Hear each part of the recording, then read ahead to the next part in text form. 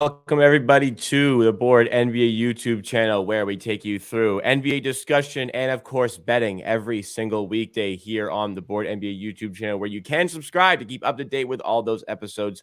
Follow us on Twitter and rate, and review 5 stars on your favorite podcast platform.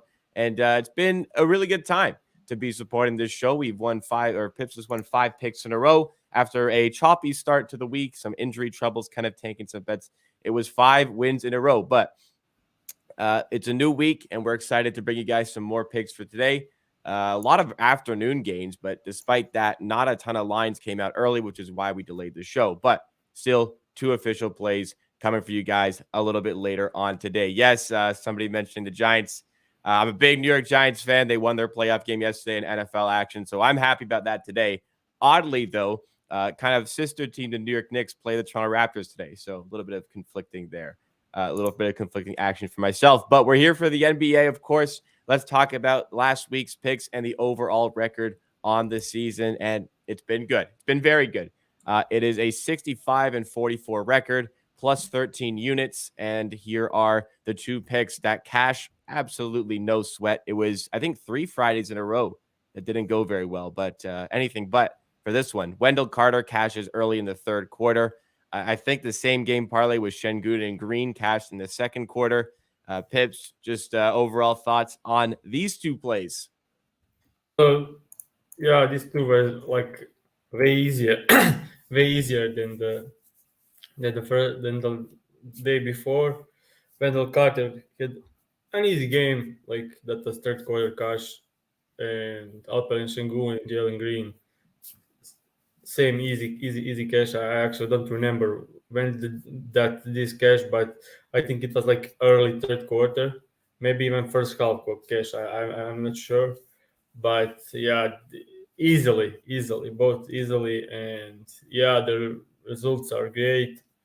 ROI over 10%, and even with some unlucky ones, we then get some lucky ones day after, and it's all balanced out, and Yeah. we are good.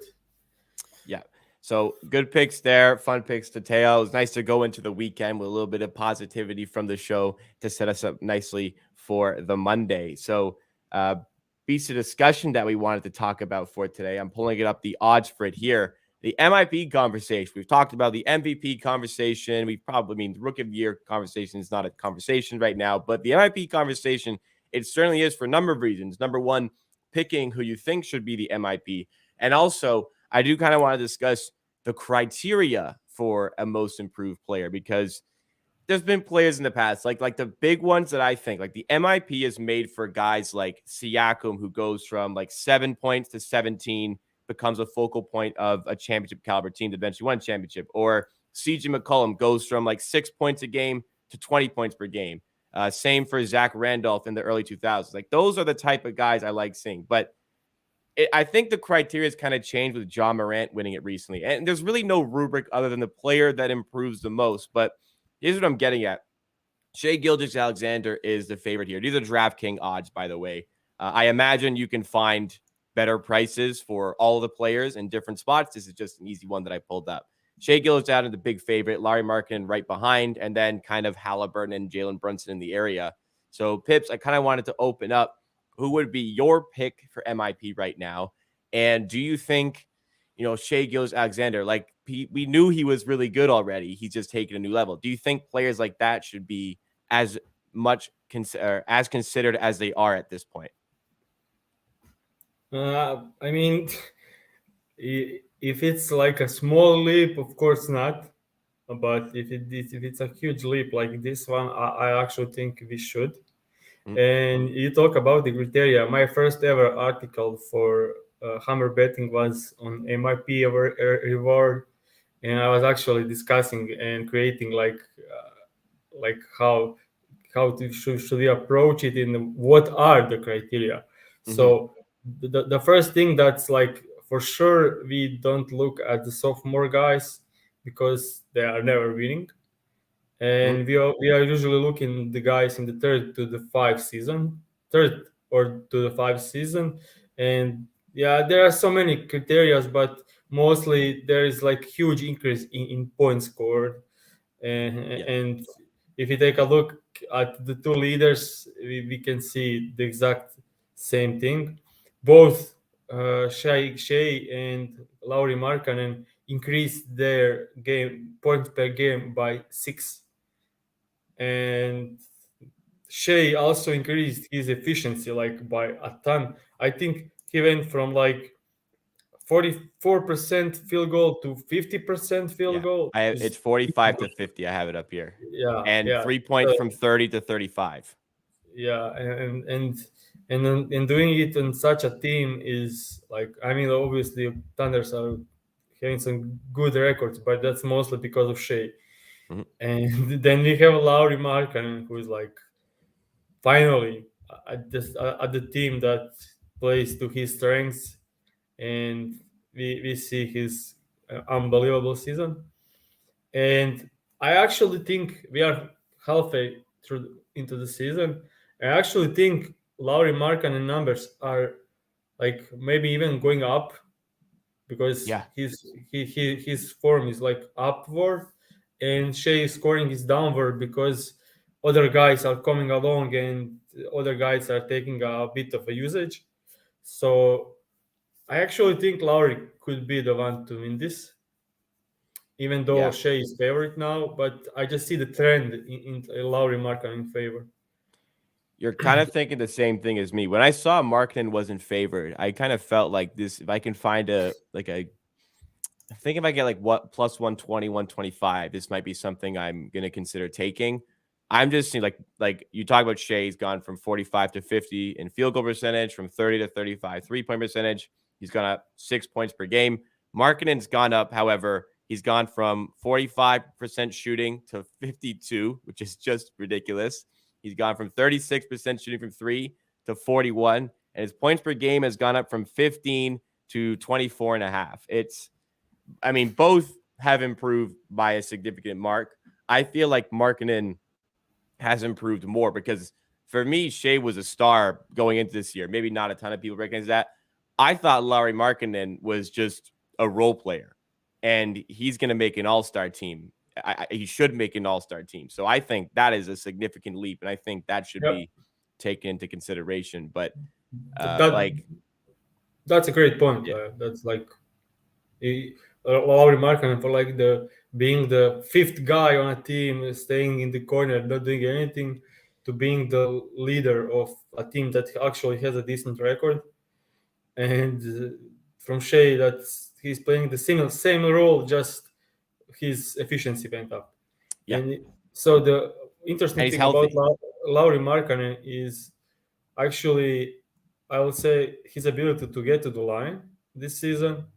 And interesting thing, so his high scoring season was second season with Bulls, Yep. and he had 18.7 points per game, and he was shooting 15.3 field goals per game, and he's just up from 15.3 to 16, so only zero point 0.7 field goal attempts more, and he's scoring 6 more points. That's just mind blowing. And scoring 25 points a game on 16 field goal attempts is just out of this world. And I think he's the I maybe something changed. I look at this like 5 days ago. If you exclude centers like Robert Williams, and Rudy Gobert, and players like just Dunk, Lauri Markkanen has the fourth highest efficiency in the league. If you look at the true shooting, he's just a bit below Kevin Durant, Steph Curry, Nikola Jokic, and I think that's about it. That's remarkable, honestly. Yeah. I last thing on this, I remember preseason, I was listening to an ESPN podcast, the Hoop Collective with Brian Windhorst, where they were talking about Markkanen, and I forget who it was on the podcast, but one of them kept going in on Markkanen that he wasn't like. Not only was he like just a role player, he wasn't a very good player. Period. Like there was a bit of backlash on for the other hosts in the show saying, "Okay, come on, he's a fine player, he's a role player," but somebody was even going as far as to say he wasn't a good player. Period. And now he's going to be a Western Conference All Star. So the jump here is remarkable. So I thought that was interesting for today. But with that, let's move on to the official picks segment of today's show. Two picks. One of them is a same game parlay. And the first one is in a pretty electric matchup, I'd say, as the New Orleans Pelicans visit the Cleveland Cavaliers. Here is the first play. So the first play is CJ McCollum over 22.5 points, combined with Darius Garland over 4.5 assists, which is minus 110 at DraftKings. So I'll just go to the second part, which is Darius Garland assists. This is a home game. We actually discussed plenty of times that uh, Cleveland Cavaliers at home and away are not the same team. They are probably, I think they have the best home record in the entire league, maybe or close to it. I think they are 18-4 at home, and that's followed up with Darius Garland stats.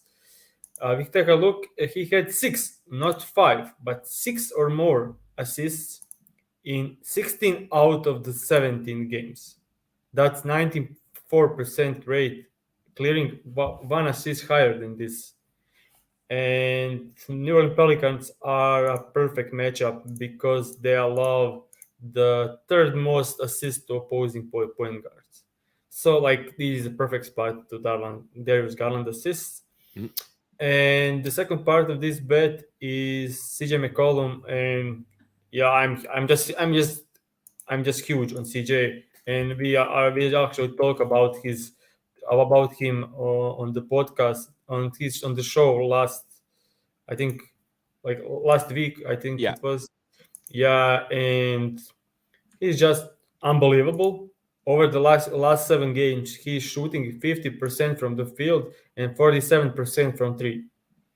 And if we are thinking, okay, this is someone will say like this is just a hot stretch. I'll just say over the last 25 games, CJ is shooting 43% from three.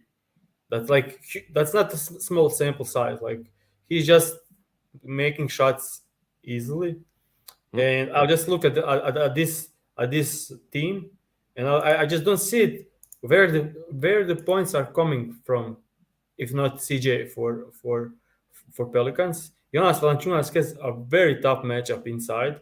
Last couple of games, he had a couple of easy matchups, and he went over, and CJ still gone over the line. Yep. And yeah, CJ like unbelievable over the last couple of games. He had huge games, like 38 points against the Boston Celtics, It's 34 impressive. against yeah 34 against the Wizards, 28 against the Nets, who thrown everything at him, and he still ended up scoring 28.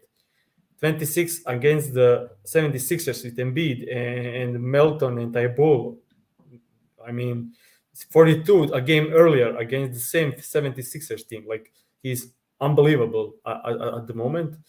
And we actually saw some guards scoring a ton of points against the Cleveland Cavaliers over the last couple of games. So I just went over like last 7 or 8 games. How did some players score? So Anthony Edwards had 26. Damian Lillard had 50. Jordan Clarkson had 32. DeRozan 44. And in the same game, Lavin had 26 as the second option. We had Halliburton with 29, Buddy Hield with 25, KD with 32, and Kyrie Irving with 32. Why I'm mentioning DeRozan and the Durant, even though they are wings, because they are great at mid-range shooting, and Yep. CJ is one of the best mid-range guys in the league. And when we had crazy shooting from three, I just love it. And yeah, I just said like everyone else is in a tough spot, and they just need CJ McCollum to have a great night to even have any chance of staying in this game. Yeah, I like the thought process going into this one. So these are early games, by the way. So make sure you get the picks in early in case you miss out. Actually, don't know if this one's early, but the next one certainly is one of the early games. This game gets started in just over an hour, and it's the Celtics who are taking on the Hornets yet again. Marcus Smart is the focus. So our bet for this one is Marcus Smart over 21.5 points and assists combined, which is minus 118 at Caesars. So the reason I'm going for this bet is because there is no Jalen Brown, and Marcus Smart actually played already a game against the Charlotte Hornets earlier this season, where it was the same thing. Jalen Brown was out. They are playing Hornets, and Marcus Smart had 22 points and 15 assists in a blowout win in only 30 minutes. So that's 37 points and assists combined against the Charlotte Hornets. Mm. So 2 days ago, they played the same Hornets team without Jalen Brown, and Marcus Smart had 13 points and 12 assists, which is 25 points and assists combined. And he did that without any free throws and while shooting 5 from 15 from the field. So that's like below expected. And okay, 12 assists was a pretty like efficient one, but I think his points should be a more efficient game from him tonight. Also, an interesting thing about this game is Jason Tatum scored 31 points in through the 3 quarters, taking 25 field goals and having 5 free throws. In the fourth quarter, they started double teaming him like crazy, like like Doncic style double teaming. And in 7 minutes in the 4 quarters, he attempted only 2 field goals and scored only 2 points. So Wow. if they just do it from the start, I think Marcus Smart will have like 10 to 15 wide open threes from double teams on Jason Tatum. And I just love the pace and the defense and everything in this game for Marcus Smart to get his assist. But I like in 2 games he had 15 and 12 assists against the Hornets. And I just think his scoring should be a bit better tonight.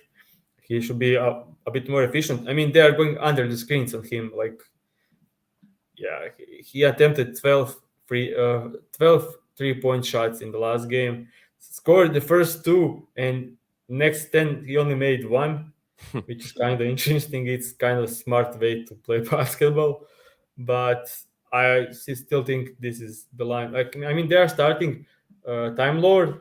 He doesn't shoot. They start Horford. He's only attempt like couple of threes a game. Like he is not shooting much. Derek White is like a very role player guy that will shoot only wide open threes and like run some transition. And if they double team Jason Tatum, like who is else there to score? Like they'll need Smart, and when they double team Jason, they'll put the ball in Smart hands and let him create, and Tatum will coming off the screen set by Horford and Williams, and there will be just plenty of assist chances for Smart, and also scoring obviously if they decide to make it life tough for Jason Tatum. Yeah, if it worked, I guess to a degree in the last game, fourth quarter, they could go to that a little bit earlier on. So the thought behind this one works well. I like it for both. Just to recap both the plays, first one is a same game parlay in the Pelicans Cavaliers game. CJ McCollum over 22.5 points paired with Darius Garland over 4.5 assists. McCollum, really good mid-range shooter. Obviously, we know with the paint presence for the Cavaliers could make life more difficult with JV. Pelicans got to score somehow. McCollum's been playing well for Darius Garland. Cavaliers at home. Garland plays better at home. The Cavaliers are excellent at home. This pick is minus 110 at DraftKings. Second play is the Marcus Smart play over 21.5 points plus assists as the Celtics visit the Charlotte Hornets yet again today. That is minus 118 at Caesars. Thank you guys so much for tuning into today's episode. Remember to get these picks in early as the games get started very, very soon. Don't want you guys missing out on any of the action. But for more action beyond today, we go live here on the Board NBA YouTube channel every weekday between 11 and 12 o'clock. Sometimes it varies, but get subscribed so you're notified exactly when we do go live. Keep up to date with the show. If you're on Twitter, make sure to drop a like and consider sharing. If you're listening in podcast form, please rate and review 5 stars. Visit thehammer.bet as well for more sports betting content. This is the NBA content division, but in the middle of the NFL playoffs, my Giants moving on to the next round next weekend. You can get the sports betting content for the NFL. Visit again, thehammer.bet in your browser. From myself and Pips, let's hope these bets cash, and we'll see you tomorrow for more from Pick and Roll.